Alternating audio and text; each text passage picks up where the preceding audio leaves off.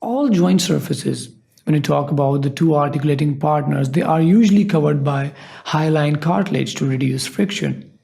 But sometimes we also observe that joints have articular discs to reduce the compressive stresses at the knee joint, especially in weight-bearing joints like knee joint. So there is a specific fibrocartilaginous structure in the knee joint which is known as menisci, and that helps in the protection of the knee joint and reducing the compressive stresses as well. Moreover, there are also specialized bursa in the knee joint. It also aids in the functioning of the muscles at the knee joint. And this brings us to the topic of this lecture, which is the menisci and bursa of the knee joint. So in this lecture, we're going to talk about the menisci, the anterior, posterior, medial, and lateral bursa as well. So let's start off with the menisci. So as you can see here, this is actually a cross section of the knee joint on the tibial area. So this is the tibia on which there is the menisci. This one here is the medial meniscus and this one is the lateral meniscus. So the medial and lateral meniscus are actually two half-moon crescent-shaped structures which we can see here.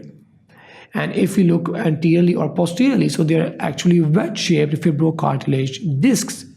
Why are they wedge-shaped? Because they are actually thicker peripherally and thinner centrally. They are located on the superior surface of the tibia, as already mentioned, because in this cross-section, this is tibia on which they are placed. They are designed to absorb shock, as I already mentioned as well, because knee is a weight-bearing joint and it needs to elevate and decrease its compressive stresses to decrease the production of joint traction force within the joint. Moreover, as I already mentioned, they are wedge-shaped because they are thicker laterally and thinner medially. This wedge-shaped structure bilaterally increases the depth of the concave bony partner, which is tibia, which is otherwise pretty much flat, thus providing a little bit of stability to the knee joint as well. And that's what I already mentioned, that it in turn deepens the relatively flat joint surface of the proximal tibia. The medial meniscus, because of its attachment to MCL, as well we already discussed in previous sections, is more frequently torn because whenever there is stress applied to the MCL, it can transmit its stress to the medial meniscus and it can result in the tearing of the medial meniscus or the meniscal injuries. But that does not happen with the lateral meniscus.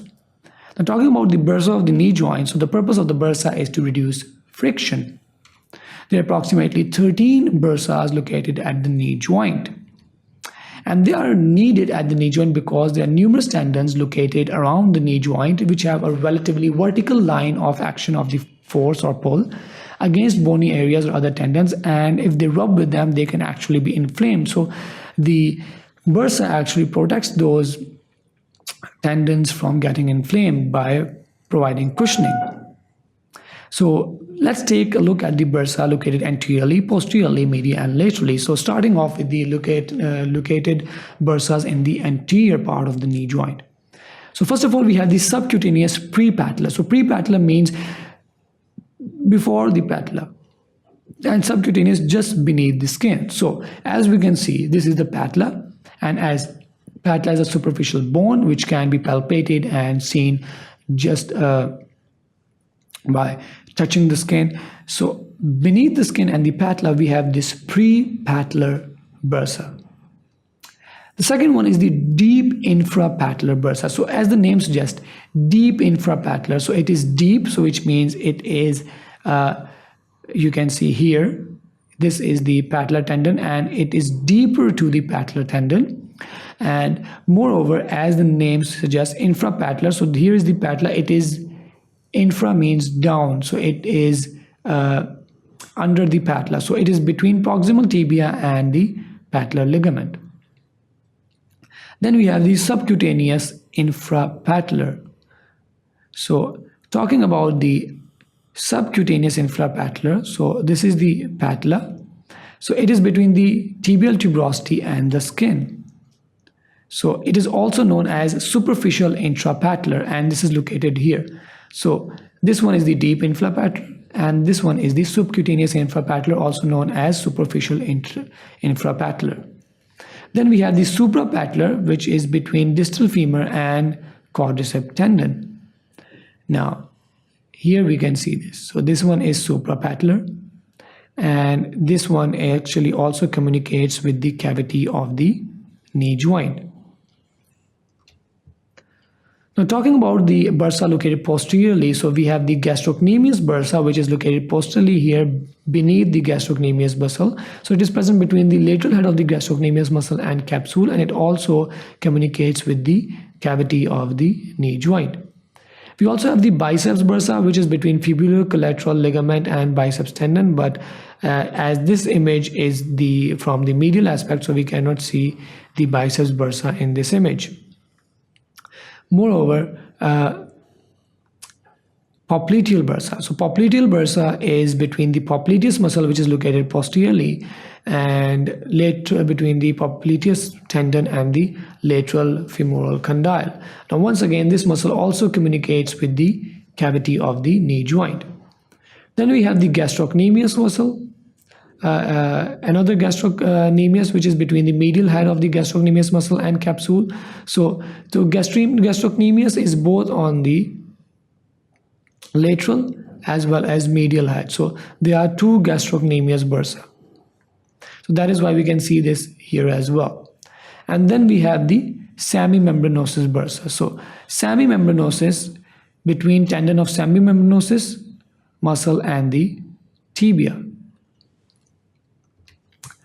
Now at the end we have the lateral and medial bursa. So talking about the lateral, we have the iliotibial band.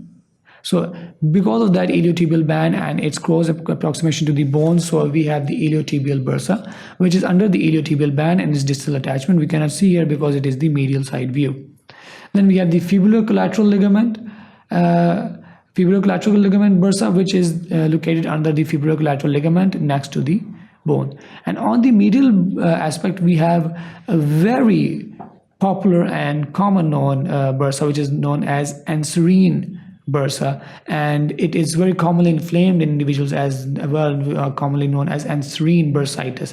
So it is present on the medial side, and it is present beneath the sartorius, gracilis, and semitendinosus. These three muscles are attaching medially, and here we can see that this is the anserine bursa, and it is just anterior to the semimembranosus bursa, the anserine bursa, which is also known as anserine bursa, which is also involved in the inflammation of the anserine bursitis. So that was all about the bursas and the menisci of the knee joint. I hope you learned something new out of it, and keep on watching sqadia.com for more lectures like this. Thank you very much.